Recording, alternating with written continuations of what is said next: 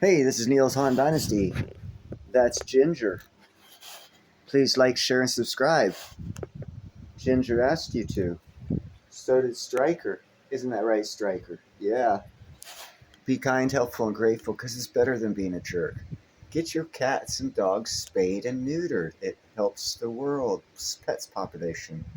And buy silver, platinum, and crystallized osmium because everyone has sound advice to give and you need to hear it. Now you have. If you do it, it's on you. A couple weeks ago, I talked about this company. It's a micro nuclear technology company. Everyone's like, yeah, whatever. It's a nano. Nanu? Nanu. Fly and be free. If you're old enough, you understand the Mork and Mindy reference. It is from Nano Nuclear Energy. Nano Nuclear Energy. NASDAQ. NENE CEO on how AI is re-engineering, or what is that? Re-energizing the need for nuclear energy. Let me pull this back up so I can see my screen, so you can see your screen, so we can get going with the story. Everyone, welcome to the show. Today we are joined for a one-on-one conversation with James Walker. James is the CEO of Nano Nuclear Energy. James, I appreciate your time. Thanks for being here. No worries. Thanks for having me, JD.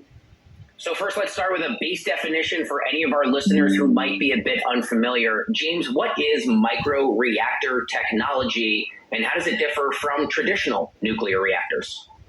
Okay, so within the industry, there's really the two big things people talk about at the moment are small modular reactors and microreactors. So if you think of a microreactor, it's classified as really anything beneath about 20 megawatts of power being output, whereas a small modular reactor is 20 megawatts above.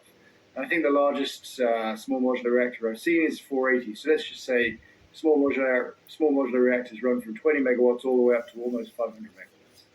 And the traditional big power plants that you're talking of, the enormous things, those things sort of, they border on about a 1 gigawatt output power.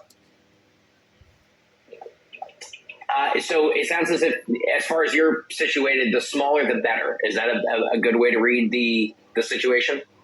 Look, you're not wrong. Like when we started in this, obviously there was a lot of development in small modular reactors. They're the ones you read about mostly in the news. But we saw that actually with a microreactor, you could target a potentially much larger market, and there was less competition. And it was also targeting areas where there was no other fuel competition from other sources. So, say for instance, if you make a small modular reactor and it powers a town, you still might have to compete with the price at the grid of for gas, for coal, for wind, for solar, for geothermal. But for microreactors, if you're putting it in mining sites, for remote industry, for oil and gas, for military bases, island communities, all these different areas where microreactors would go where an SMR is unsuitable, then you're only competing with the costs of remote diesel. And that's usually quite expensive because, say, you're running a diesel generator in just the middle of nowhere. The importation costs add significantly to that. So all we've got to do then is compete with the costs of remote diesel. And in the microreactor market, there were fewer big competitors who had developed systems for that. So we saw that with the right financing structure and the right technical teams, this was an area we could pull ahead in and hopefully get a commercial product out first and dominate that market. To the point of that commercial product, what are some of the potential markets that you see for your micro reactors? Are there particular industries or regions that you see as being most promising for your deployment? Well, certainly when we started, we knew that mining would be a big one because there's actually probably thousands of sites that are very mineral rich or resource rich, but they're not economic to exploit, and that's because the fuel costs alone make the deposit uneconomic. Now, if you have a constant fuel supply in this kind of area, then you can unlock a lot of economic potential. But a lot of it. Now, I'm glad he talked about this because I also spoke about this. You can go back and check my videos. When I told you about mining and resources are going to explode. This is what I'm talking about because you can't, and as I said in my video, to run 200 miles of electrical wire out to a remote mining source, for one, takes quite some time. For two, takes a lot of money, more money than a micro nuclear reactor. A micro nuclear reactor can be dropped off, set everything up, Start mining. You just knocked out several $1 million in several months of time by not putting in electrical wires for those 200 miles. New mines are going to be opening up. Lots of new minerals are going to be quote unquote discovered. No, they haven't been discovered. They've known they were there. They've been waiting for technology to come along to make it cheap enough for them to get power to these remote locations. Like he said, diesel. You got to ship diesel in for these remote location diesel generators. Micronuclear is going to change the face of mining, most specifically mining. Resources, mineral resources. Existing mines also could really benefit from this. So process heat for concentrating ore, for accommodations. But that basically leads. Heck, Impala Mines down in South Africa is having problems getting power so they can mine for platinum. They could buy a micronuclear reactor and not have any problems whatsoever and knock out what little electric bill they have for the part-time that have electricity. Yeah, wow, cool. Leads in from mining into remote oil and gas, remote industry in general. And then as we were building into this industry, we saw that actually there was a huge potential market in island communities. So when we spoke to governments in Philippines, Indonesia, Thailand, there were hundreds of millions of people dotted across hundreds of islands. And these communities all basically subsisted off diesel generators.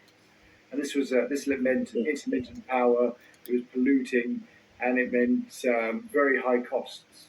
And this is another massive area where microreactors can move into.